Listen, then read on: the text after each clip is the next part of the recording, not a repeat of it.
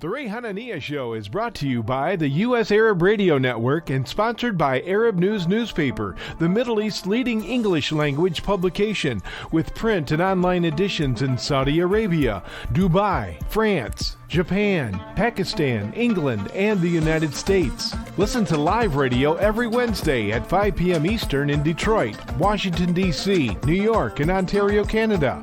Or watch the live broadcast on Facebook.com/Arab News. The Ray Hanania Show is rebroadcast in Chicago at 12 noon on Thursday. For more information on the radio stations, live Facebook broadcast, and podcasts, visit ArabNews.com. And now, here's your host, columnist and U.S. Special Correspondent for Arab News, Ray Hanania. And good afternoon, everybody. This is Ray Hanania here at WNWI AM 690 Radio Live in Detroit, WDMV Radio AM 700 in Washington, D.C., and we will rebroadcast this Thursday in Detroit again at 7 a.m. On WNWI AM 690 and in Chicago at 12 noon on 1080 AM radio. You can also always go to Facebook.com/Arab News to watch the video of the program, and and then give us your comments and tell us what you think. We're broadcasting live, streaming live on Facebook also. Today we're going to focus on an event that took the lives of 34 American soldiers and injured 173 American soldiers. It was the Israeli attack with jets and torpedo boats against the USS Liberty on June 8th, 1967. The veterans did not get any help from the government during the attack. The military has continued to minimize it. The Israelis have continued to excuse it. It's really kind of disturbing. 55 years later, and as a veteran of the Vietnam era, I didn't go to Vietnam. I was ready, willing to go, but they decided not to send me. They kept me on an F-111 base in the stateside. But as a veteran who served this country, it's always been disturbing to me that veterans who were attacked never really got the respect, I think, didn't get the respect that they deserve.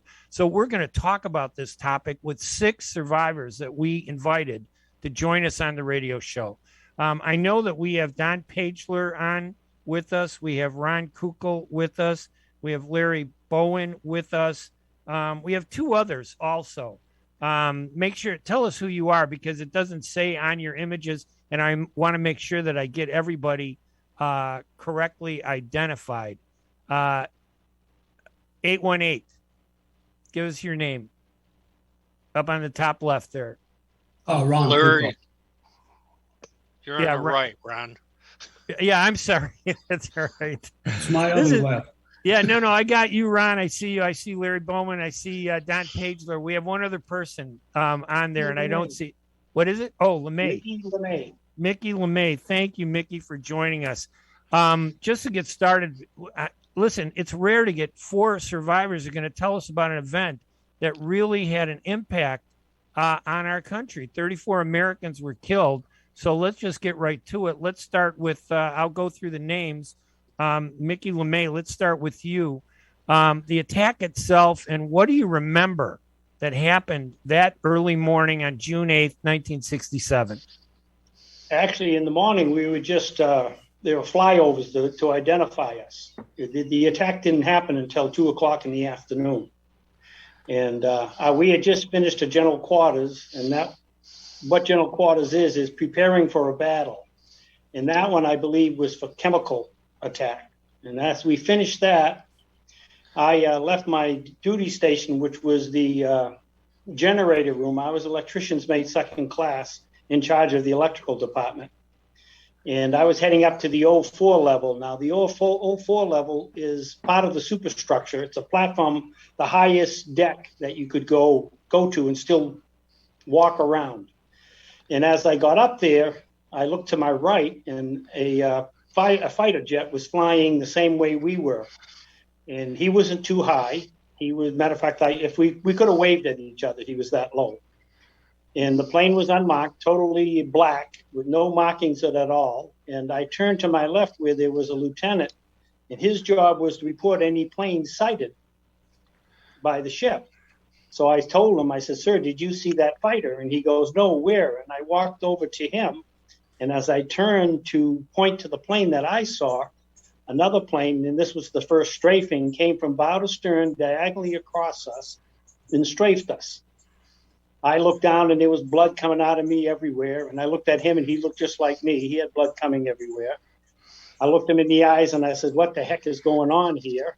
And I says, "I'm getting out of here." And I turned around and ran. I thought he was following me, but he didn't. They found his body up there at the end of the battle, at the end of the attack. And unfortunately, he did die. I hit the ladder, ran, like you see in the movies, just slid down, went to the old 3 level and inside the ship. I got inside, and that's when my body realized that my left leg had been shattered and I couldn't stand anymore. The adrenaline, I guess, kept me running to get to safety. So for myself, what I did is I crawled on the deck, went through a hatch, went down another ladder head first on my stomach, came around the corner, and I was in officers' country. And one of my shipmates says, "Hey, are you hurt? Are you hurt?" And honestly, I mean, we even laughed at this. I looked up at him and I says, "No, I like crawling on the deck." And we literally did laugh at each other. That's and amazing. my leg was bleeding quite badly, so he threw a tourniquet on. We also have Phil Tourney joining us also. We're just going through each of the people, the guests. Let's go to Donald Pageler. Tell us, about the attack and what you remember from what happened, Donald. Well, I had, after the general quarters drill, I had gone to the fantail to relax because I was off duty. I had just started getting into my sleeping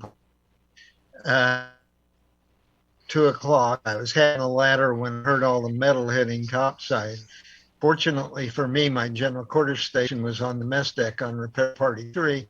So I just went down to my compartment and threw the hatch onto the mess deck. During the air attack, there was no need for a submergible pump. So somebody grabbed me and said, "Go to the bridge and bring down wounded." So during the air attack, that's what I mainly did, I think, is transport bridge area down to the mess deck. Torpedo, somebody said, "Take the submergible pump forward." So I got up there just in time when the officer was making the decision to close the hatch to make the ship watertight. And then I returned to the mess deck. I mainly helped with the wounded. I remember Doc Kiefer grabbed me and said, "Lay down here," and he stuck a needle in me and ran a tube to one of the guys that he was operating on who didn't survive. And that's pretty much it. I will say that from a trauma standpoint, the worst part for me was 6 days later cleaning up the 25 guys that had been blown apart by the torpedo. So that's terrible. Ron Kukel, tell us what you remember of the attack and where you were and what you were doing. I was 2 decks down below the main deck when the attack started. I think that that was just after chow that we had our general quarters drill. And so most of the time, Ray, I was down below. And what these guys saw, I never saw that morning, but I certainly have no reason not to take their word for what they're telling me. But the main part of the attack for me was going through the attack, being about 60 foot from the torpedo when it exploded, and then being the man in charge of the body recovery. That's really the gist of what I did there, and I didn't see what these guys saw. And on top of that, Ray, I decided to come on here today. I'm not feeling well at all. And I just got through talking with one of my shipmates, who I won't, the name won't be disclosed right here, but I just got off the phone with him, and the man is having a lot of anger problems. Wow. Very upset. And so Every one of us, Ray, every last one of us on here knows the attack's coming. They still know it to this day. I tried to talk to this man, and I think it finally calmed him down a little bit, letting him know that, this is just the body's reaction. For some reason, my trauma doctor told me several years ago when she found out I was in charge of the body recovery, and she said, Ron, there's no way that your brain will ever remember this.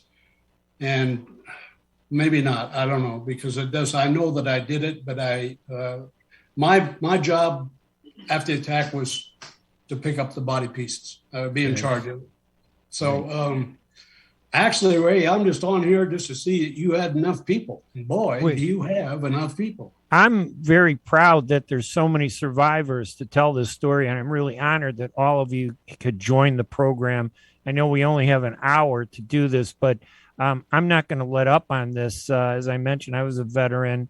My dad was a veteran. My uncle was a veteran. My brother was a veteran. We all served, and what you went through is just horrific. Larry Bowen, also a survivor from the USS Liberty attack, June 8, 1967. Larry, what do you remember of what happened during that attack that afternoon? All right. Well, as everyone has said, it happened in the afternoon about 2 p.m. and I was setting a manual Morse collection position down in Radio Research 1. That's right down where Ron was at, Ron Kukel.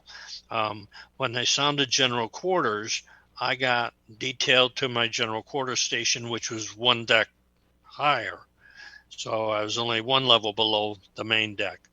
And I was setting a position again, copying Morse, when the strafing occurred and the torpedo hit. Now, I was probably 40 foot away from where the torpedo entered, and I was right next to the bulkhead that ended up being collapsed, destroyed down below, one deck below us. The torpedo entered our comm center, and water flooded the entire operations area down one level below me. After we recovered from the torpedo attack, we'd been jettisoned up to the overhead and came back to the deck. Another shipmate, Clyde Way, and I managed to get ourselves out of that room and out to the main floor where we could help open up the scuttle to let survivors out from the flooded compartment. Well, it only took a matter of minutes to determine that the scuttle wasn't going to be, useful because we had too many guys trying to come out. So we had to open up the hatch.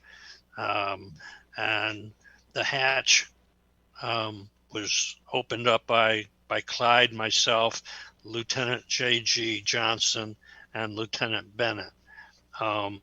And once we got the hatch open, I got detailed to the front door of the operation spaces to hand out life jackets to survivors coming out from down below. So I did that, and the rest of the day I was doing triage with wounded. I helped with our PC clerk, John Spicer. He had been hit by a rocket when he was out firefighting. They brought his body into right next to the chief's mess. And Ernie Gallo and I worked with a corpsman there to try and keep John alive, but his whole left side had been ripped open, and there was just no way. Shortly after we had completed our triage there and giving mouth-to-mouth resuscitation, I went outside to get some fresh air because I was winded, and that's when Jeff Carpenter, an E6. Now, I was an E5 at the time. Jeff Carpenter, an E6, was coming back from the fantail, and he saw me and he says, "Bowen, go back to the fantail and be the phone talker." Larry Weaver, that's his normal, duty station during general quarters. He ended up taking some serious shrapnel hits. And he was down on the mess decks being cared for by Dr. Kiefer. So I went back to the fantail, observed the torpedo boats on the horizon, and then I also observed the helicopter coming out with I guess they were troopers or something that were going to board the ship to finish us off, and they came out. I radioed that to the bridge, and shortly after that they dropped a message, in a bag, in a burlap bag, and the message basically was saying, do you have any casualties? Can we assist you to shore? Do you need radio assistance? And of course, the captain told him that to get out of there, we didn't need any help.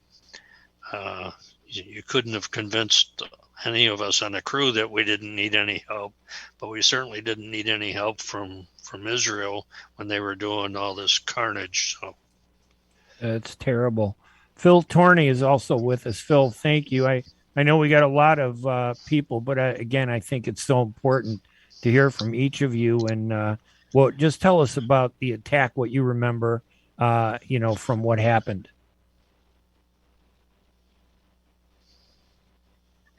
Go ahead, Phil. Do we have? Hey, Phil, can you hear us? Nope, I think we lost Phil. I'm not sure if his audio is working.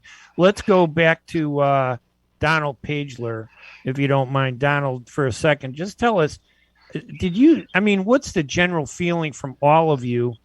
Phil, can you hear us now or not yet? All right, we'll come back to him. Donald, what's the general feeling from everybody? And I'll go through each of you, in terms of, do you believe that you were attacked?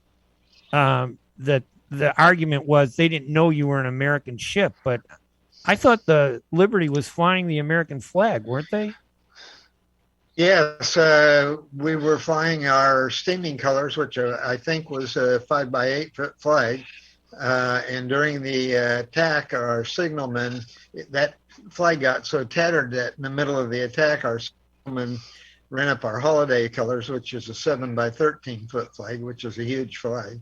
That's big. Through all that, they say they didn't see a flag.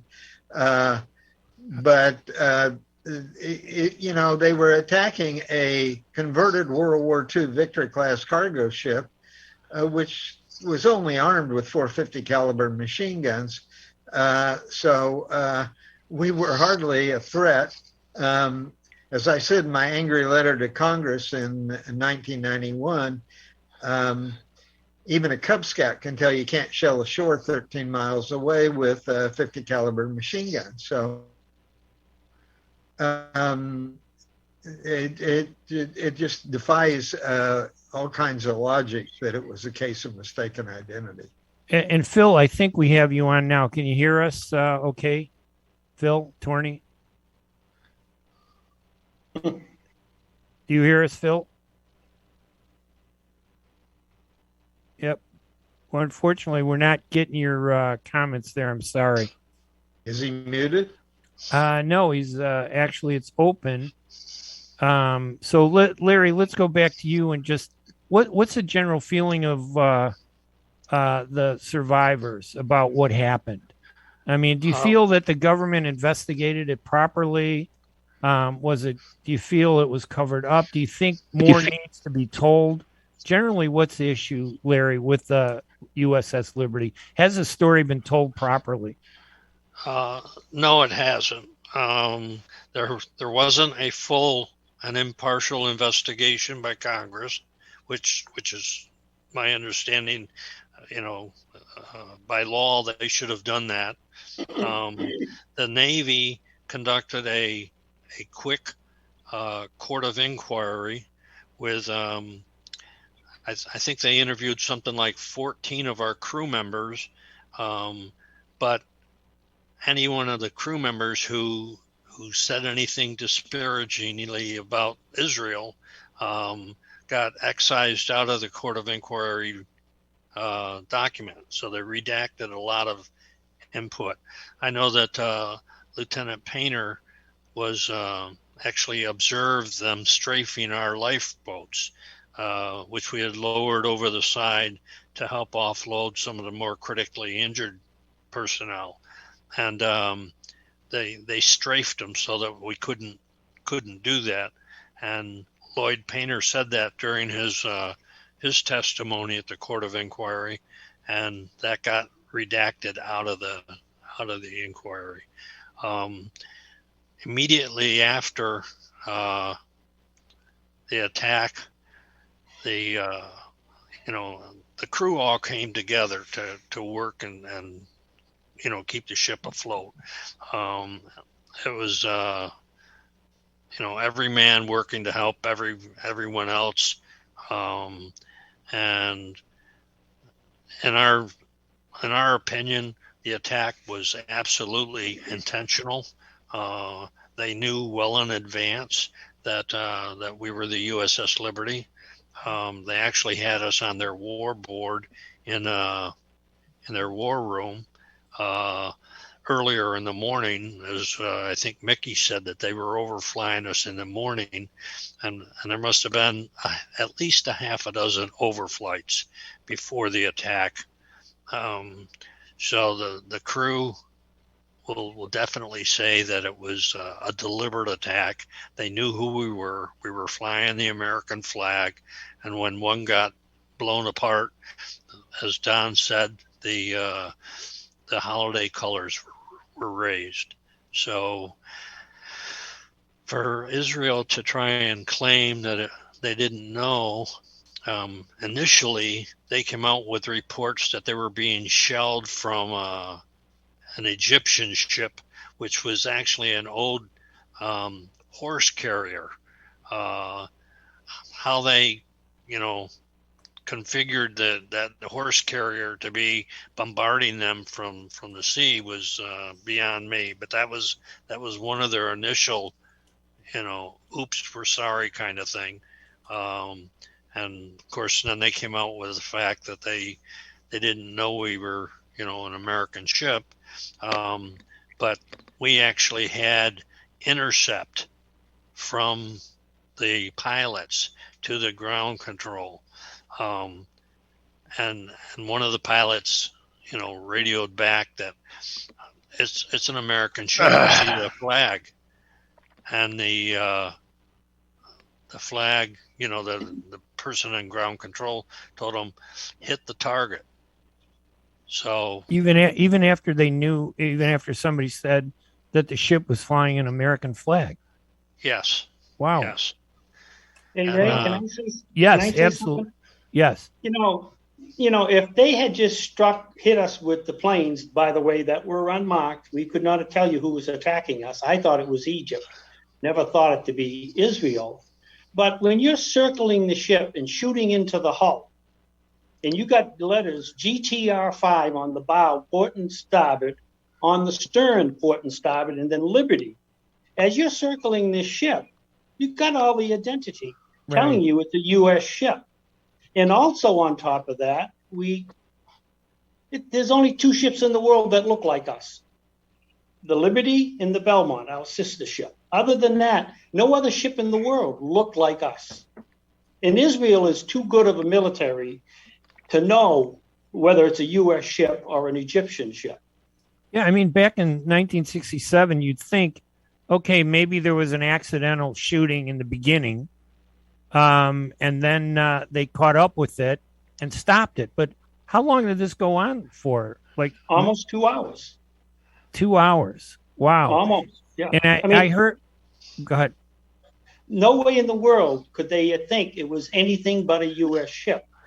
I can't tell you honestly that I remember looking up and seeing the flag that day. But our captain went by the book with everything he did. I mean, if we went outside without a hat on in the middle of the ocean, we'd be put on report. I mean, he was ridiculous on how structured he was. And the only reason we're alive today is every one of my shipmates. Now, I'm not one of them that saved the ship. I was hit on the first strafing, so I was out of it. But Larry, and Phil and all these guys went through the hell of it and kept that ship afloat. Only because they were trained by our captain to respond like they did. And there's no way in the world that ship should have survived. I remember reading also that they had dropped napalm. I think that there was somebody described 850 cannon rocket holes, 5,000 armor-piercing bullets, strafing the lifeboats that you're trying to get people off to save them, all during a 2-hour period. And then suddenly the helicopter comes up after 2 hours and says, "Hey, are you guys okay?" That's just unbelievable. Is it because it's so unbelievable that nobody wanted to believe it, or was it that it was so embarrassing for the government of Israel, so embarrassing for the U.S. government, that nobody wanted this story to really get out the way it was? Because I remember they said, "Oh, this was an accident. It wasn't intentional." But 2 hours of an attack like that just doesn't seem like it could have been an accident. Larry, what do you think? No, go ahead, Larry. I'm just going to tell them, don't forget, the American Saratoga sent planes to our aid 2 times, and Johnson wouldn't allow them come to our aid. He called them back and would not let them come to defend us. Wow.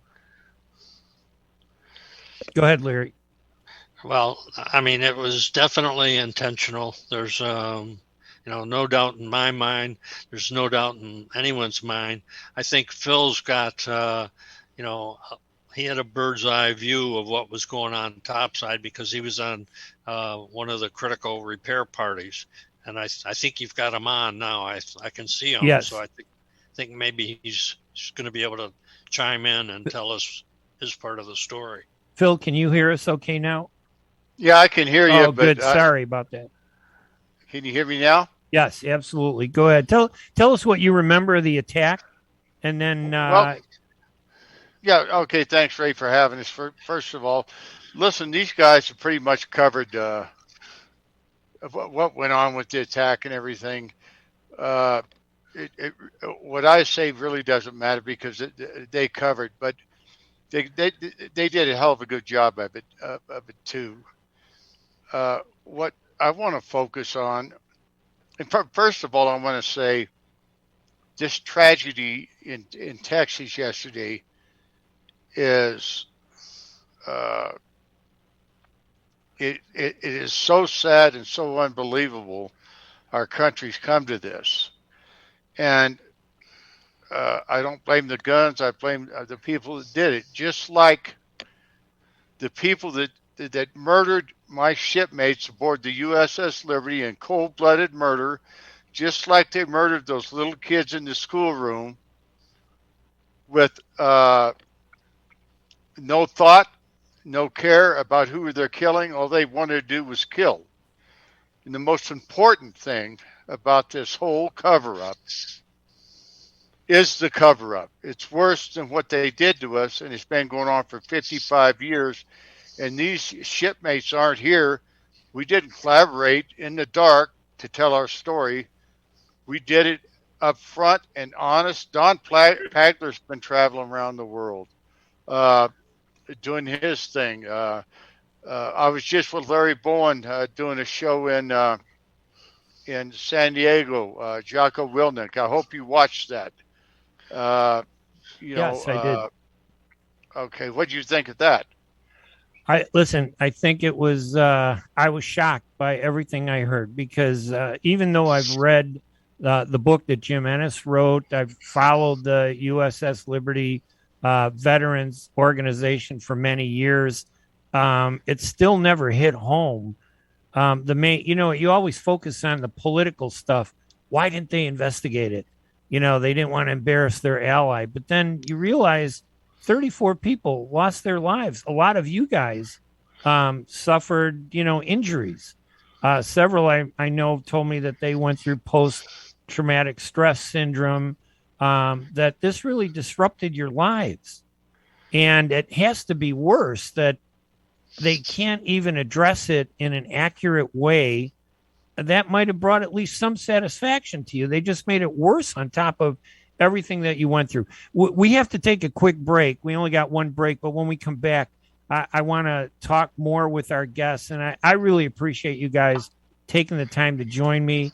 I really think this story needs to get out, and I promise you I'm going to do everything I can to help get the word out, especially this being the 55th anniversary. You have a commemoration coming up in Arlington, Virginia, June 6th through the 8th, I believe, at the Holiday Inn in Arlington, Virginia. So we're going to publicize that and get people to pay attention because this should never have happened. I'm Ray Hanania. We're going to take a quick break here at the Ray Hanania Show on the U.S. Arab Radio Network, brought to you by Arab News. When we come back, we'll talk with our guests.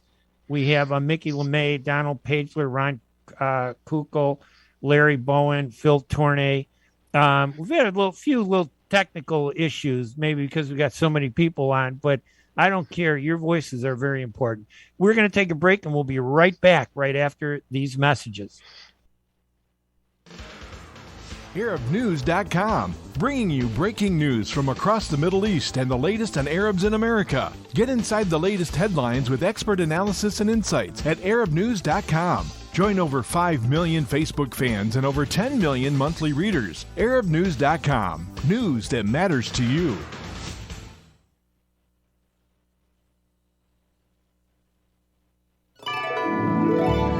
In a perfect world, everyone would be a perfect driver.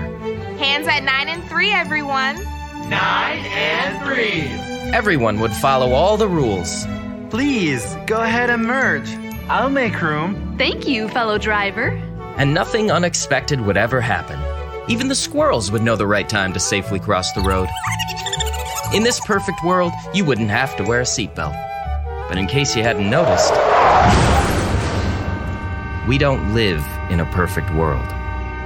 About 1,000 people in Michigan die each year in vehicle crashes, and thousands more are injured. Wearing your seatbelt reduces your risk of death in a crash by 45% in a car and by 60% in a pickup truck. So until we find a perfect world to drive in, make our imperfect world safer by buckling up. A message from the Michigan Office of Highway Safety Planning. بعد تطعيم أكثر من 3 بلايين شخص حول العالم بشكل كامل بلقاح كوفيد-19 تمت الآن الموافقة على تلقيح الأطفال من عمر 5 إلى 11 سنة. فقد أثبتت الدراسات بعد تجارب سريرية مع أطفال حول العالم أن جرعتي اللقاح المخصصة لهم آمنة وفعالة.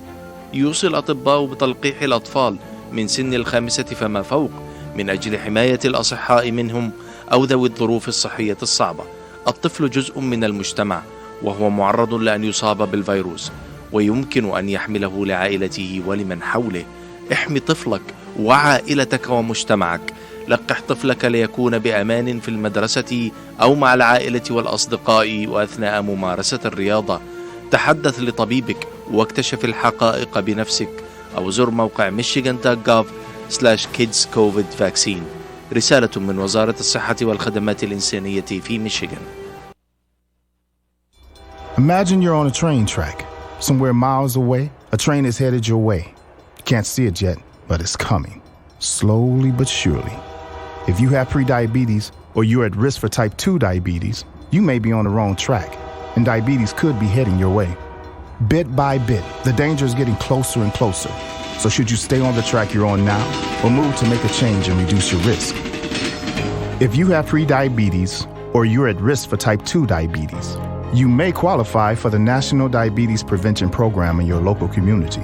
This one-year program could be the ongoing support you need to put you on the right track. Not only did participants lose weight, they cut their risk of type 2 diabetes in half. Ready to get on board for a healthier future? Learn more about the National Diabetes Prevention Program and what else you can do to manage and prevent diabetes at michigan.gov/diabetes. A message from the Michigan Department of Health and Human Services. Are your hands feeling numb? Do you feel pain opening up a jar, turning a key? Are you noticing that your elbow and your shoulder are becoming stiff? Or were you recently injured in your arm? Hello, I'm Dr. Albajit Katranji. And at the Katranji Hand Center, which just recently opened down the street from the Somerset Mall, we can provide you with the latest in hand, wrist, elbow, and shoulder care. Visit us at www.katranjihandcenter.com to learn the latest techniques that we have to offer you, and I look forward to taking care of you. Visit us in Troy at 1565 West Big Beaver Road, Building F, or call Katranji Hand Center for an appointment at 248-869-4263. That's 248-869-4263. The Ray Hanania Show is brought to you by the U.S. Arab Radio Network and sponsored by Arab News Newspaper, the Middle East's leading English language publication, with print and online editions in Saudi Arabia, Dubai, France, Japan, Pakistan, England, and the United States. Listen to live radio every Wednesday at 5 p.m. Eastern in Detroit, Washington, D.C., New York, and Ontario, Canada. Or watch the live broadcast on Facebook.com/Arab News. The Ray Hanania Show is rebroadcast in Chicago at 12 noon on Thursday. For more information on the radio stations, live Facebook broadcast, and podcasts, visit ArabNews.com. And now, here's your host, columnist and U.S. Special Correspondent for Arab News, Ray Hanania. We're talking with survivors of the USS Liberty communication ship that was attacked on June 8th, 1967 by the Israelis. They've never really gotten a full investigation of this. It seemed like the U.S. government didn't want to embarrass their ally at the time. There was a lot of politics taking place, but that politics seemed to overshadow the real issue that 34 American soldiers, these are American soldiers. You know, I don't care where my parents are from. It's important to me, obviously, as a heritage, but I'm an American. I served in the military, and my priority was always to defend America and defend American soldiers. 173 of those soldiers on the ship were injured, including many of the survivors that are on the Zoom line with me and on radio with me here. We're broadcasting live at Facebook.com/Arab News if you want to watch this later on. And I'll send the podcast for everybody so they can see it too. But let's just continue a little bit about, I want to explore what needs to be done. And I don't know, Phil, if you want to talk about what really needs to be done. What is it that you haven't gotten that the government of the United States owes you, not only as an American, but as a veteran, all of you? Absolutely. They owe the survivors, their families, and most of all, America. America was betrayed like none other. Treason on the high seas by our own president, LBJ, and his flunkies, and the Congress of the United States, and every president since LBJ to Joe Biden hasn't brought this up because it's too hot of a potato. Now, if our ship goes down, they're going to blame it on the Arab states, and they're going to be nuked. That's a fact. We know that. World War III starts. So this kind of stuff cannot happen. It must not happen. We are here to tell the truth, not be a bunch of haters, but truth seekers. And I'll tell you what, I get really pissed off when somebody puts a gun to my head and tries to pull the trigger. And the rest of these men can attest to the same thing because they went through it just like I did. It's a disgrace. We need accountability and transparency now that we haven't gotten for the last 55 years. It's disgusting, un-American, and ungodly, for God's sakes. And Mickey Lemay, what is it that you think are owed to you by the U.S. government? Well, to me, I would just want the truth to come out, that it was a deliberate attack. They did murder 34 of our shipmates and did seriously wound a whole bunch of us. I, unfortunately, was one of the most critical, physically injured. I still carry 52 pieces of shrapnel inside me. So, but I just don't know what to... it's too big of a thing to come out, unfortunately. I mean, when you have the President of the United States ordering the Admiral to call the planes back and not allow them to come in to our aid, if the planes on the first group had come out, we'd have lost 7 men. A lot of us, me included, would have already been seriously injured. But that's all we would have lost. But him calling the planes back allowed for another 25 great Americans to die. So there was no effort to stop it on the part of the U.S. They could have, right? So they knew that they had to know the Israelis were attacking you. Well, we've been told, or I've been told, that President Johnson did tell the Admiral, get those planes back on the deck. We will not embarrass our allies. Wow. Now, that's what we've been told. I don't believe it to be scuttlebutt. I believe it to be the truth. So he knows Israel's attacking us. We think it's Egypt until the torpedo boats come. And some of my shipmates told me when they saw the torpedo boats and saw the Flag of David coming, they felt relieved until they shot 5 torpedoes at us. Don Pageler, what do you want? What needs to be done? Well, the trouble is even the ignorance of our own Congress. I mentioned the angry letter I wrote in 1991 to every California and Kansas congressman and senator, because I grew up in Kansas, and they all passed the buck back here to the local congressman in Orange County, Rohrbacher. And he asked me to come in and talk to him, and he sat across his desk at me and looked at me and said, I've read everything you've written, all the material you sent me. There's no way I believe this was a mistake on the part of the Israelis. But he said, I got to tell you, Congress won't touch this till after there's peace in the Middle East. Oh, my God.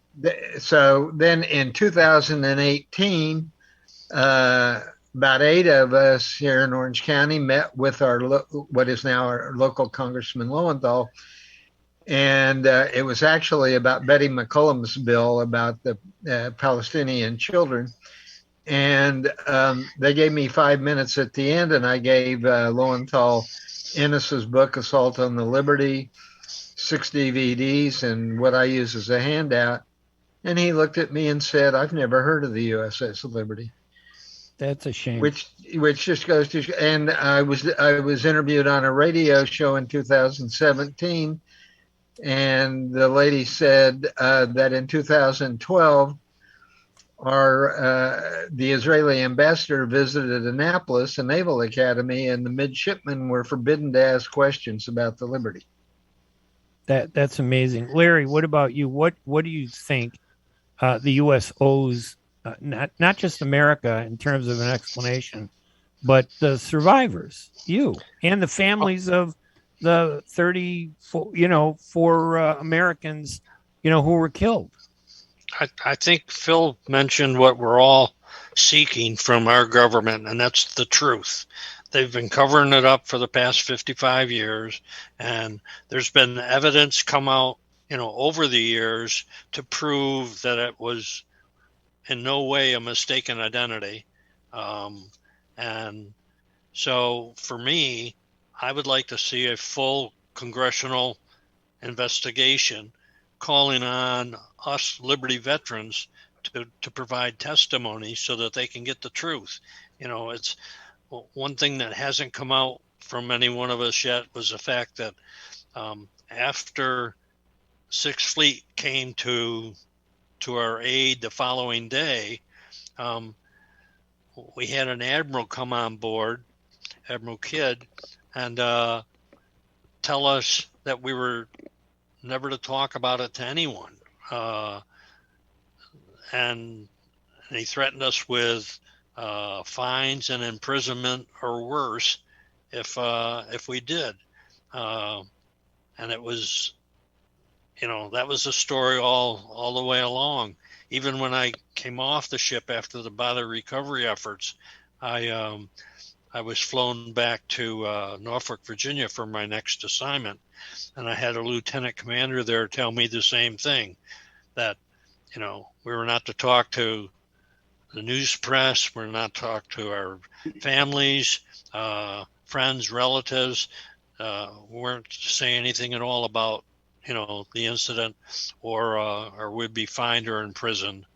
And that's never set well with me. I don't know how they can resolve that. Over the years, people like Phil have written books, and Jim Ennis, of course, and others that are trying to get the truth out and trying to get the story to the American public, but it's still falling on deaf ears. I saw that there was also a call for, I know that you want a hearing, but there was even a call for a war crimes investigation, wasn't there? There was, and that was back in early 2000, where we issued a report to the U.S. Army asking for, a war crimes investigation. And the word that we got back from the Army was that there had already been an investigation by the U.S. Navy, and there was nothing more that they were going to do. And that's the only investigation that was done was the Navy's Court of Inquiry. And the primary thing that they were concerned with was the communications and lack of our getting the message that was going to position us over 100 nautical miles off the coast. And everything that I've seen, that's the only thing that they keyed on. That and making sure that there was nothing derogatory towards Israel in any of the findings. And any other thing, and I'm sure that you have all been attacked personally. And I can't imagine how wanting a full investigation of what happened to American veterans turns into something that's, they call it anti-Israeli or anti-Semitic, or, that for some reason you don't like Israel. I don't sense that. And everything that I've read from all of you and from the USS Liberty Veterans Organization, the sense I got was we just want the truth to come out. People should know. And now it's been 55 years. They should just come out fully. We have about 12 minutes left. I just want to ask all of you if there's something that you want to say that maybe I didn't touch about that you think is important that the public should know about. What's the most important thing you think that the public needs, the American public needs to know about what happened to the USS Liberty? How would you, describe it? I'll make this brief and I'll let my other shipmates go on. But I first want to say I'm so proud of all of you being on it. Just very, very important show for the truth and our reunion coming up. But the most important thing to me is our future with our kids and grandkids and everybody else. What's going to happen again? How many other false flags? How many other innocent Americans have been slaughtered or tortured or never thought about again because of the USS Liberty cover-up or before? I mean, is this government built on cover-ups or is it built on the Constitution? And they're not following the Constitution. They're not protecting their American servicemen. That means they're not protecting America, and you can see it going on right now. And we deserve the truth. We're here to tell the truth to help save America. They need to know the truth. God bless you all. Larry, Donald, Mickey, go ahead. Any of you. All I can say is what Phil just said, is to let the country know that something is vicious and just as bad as this situation was, like they said, we didn't get any help from the United States until about 9, 10 o'clock the next morning. The Russians came alongside and offered us help during the night. Wow. But nothing from the United States. They wanted us to sink. The the politicians wanted the Liberty sunk because they didn't even send help for the doctor. So you get attacked at 2 o'clock, maybe let's say about 4 o'clock, it's over. Right. And you're sitting there from 4 o'clock until the next morning with no assistance? Nothing, except for the Russians coming alongside. And then my shipmates told me that they offered, of course, the captain refused their help, but they offered to stand by, that if we sunk, they were going to pull the survivors out of the water. Was there a fear that the ship was going to sink? Oh, I don't think there was any doubt that everybody on the ship was afraid it was going to sink. Wow. I mean, Phil and them were part of securing that area, and I'm sure he was one of the strong ones saying, "This, no way this ship's going to survive this." I was unconscious a whole lot, so I can't relate to what they went through.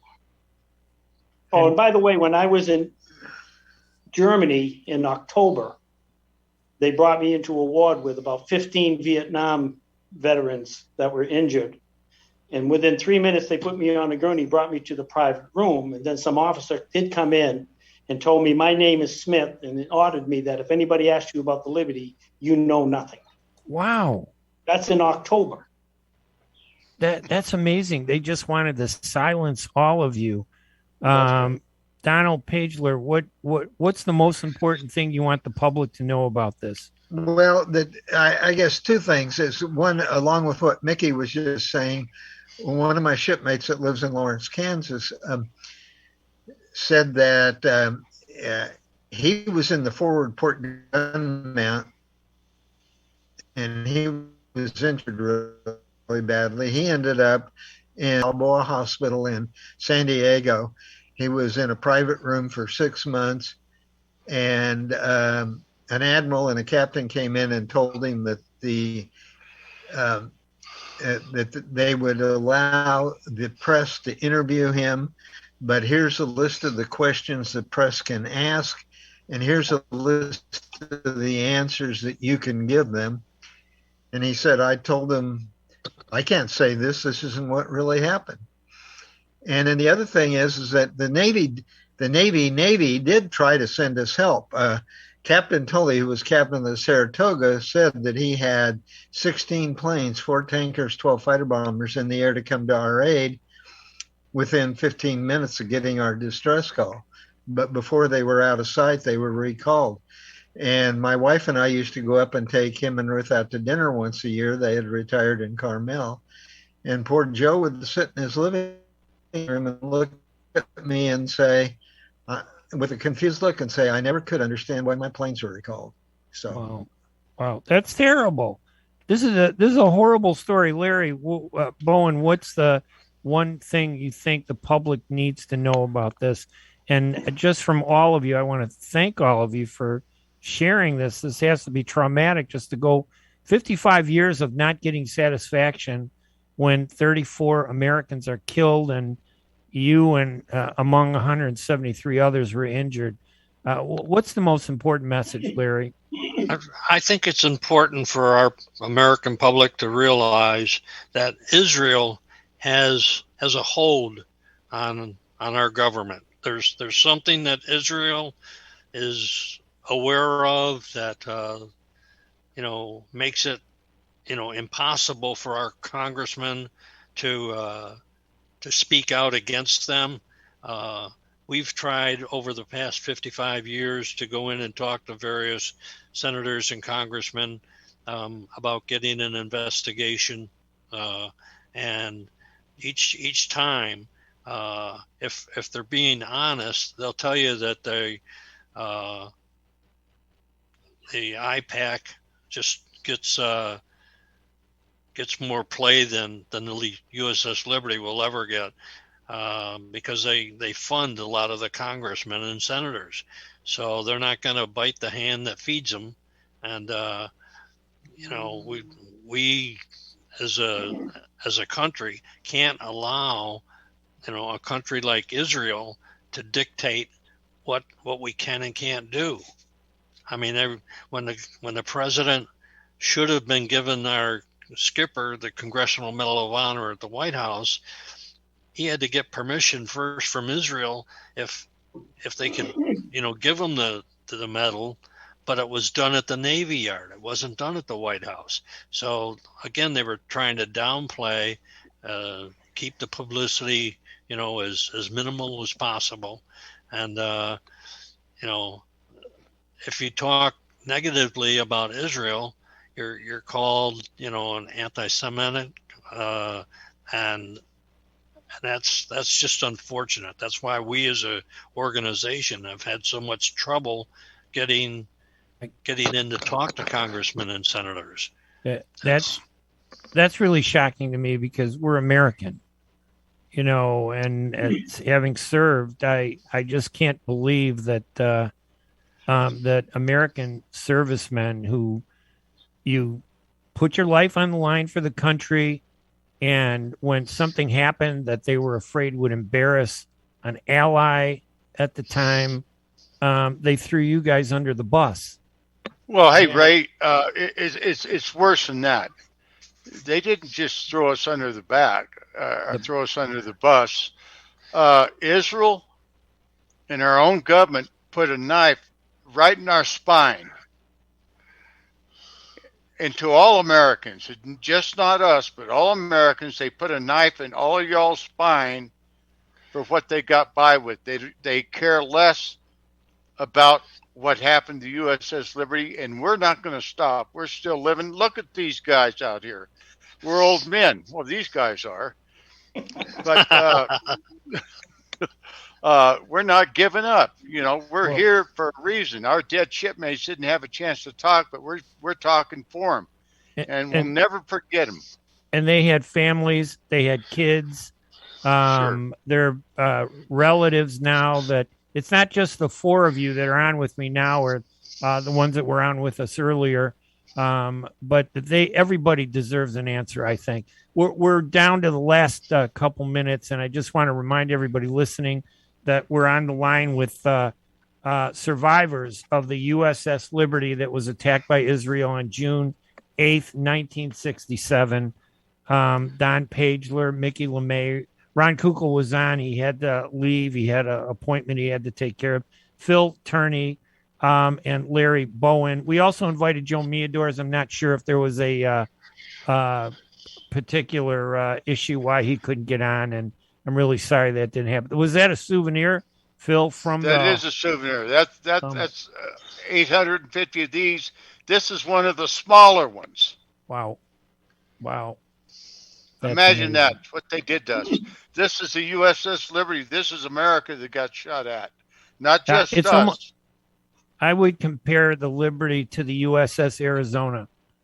And as much as we think of and honor the Arizona, I think we should honor the Liberty too. And our final minute, I just want to say you guys have a commemoration coming up June 6th through June 8th, I believe.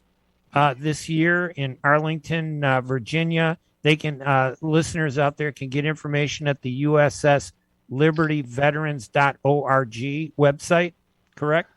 Yes. All right. If you want to donate, please donate there too. We need your help financially to keep this going. USSLibertyVeterans.org. Is that right, Larry? Yes, that's correct. All right. I'm Ray Hanania. I want to thank all our guests on Pageler, Mickey Lemay, Ron Kukel, Phil Tourney, Larry Bowen, and even Joe Meadors, who I wasn't able to get on, maybe because of a technical problem. Thank you guys for joining us.